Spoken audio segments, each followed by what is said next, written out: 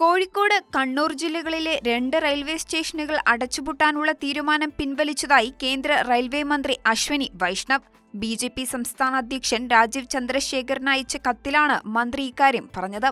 കോഴിക്കോട് ജില്ലയിലെ വെള്ളാർക്കാട്, കണ്ണൂർ ജില്ലയിലെ ചിറക്കൽ എന്നീ ഹോൾട്ട് സ്റ്റേഷനുകൾ അടച്ചുപൂട്ടാനുള്ള തീരുമാനമാണ് പിൻവലിച്ചത്.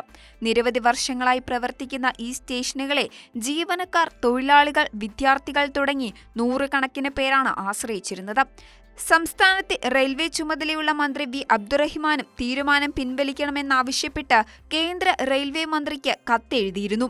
ഈ സ്റ്റേഷനുകൾ ഇല്ലാതായാൽ നൂറുകണക്കിന് സാധാരണക്കാരായ യാത്രക്കാർ പ്രയാസത്തിലാകുമെന്ന് കേന്ദ്രമന്ത്രി അശ്വനി വൈഷ്ണവിന് അയച്ച കത്തിൽ മന്ത്രി ചൂണ്ടിക്കാട്ടിയിരുന്നു. കോവിഡ് സമയത്ത് തിരക്ക് കുറഞ്ഞത് കാരണം ഈ സ്റ്റേഷനുകളിൽ നിരവധി ട്രെയിനുകളുടെ സ്റ്റോപ്പ് റദ്ദാക്കിയിരുന്നു.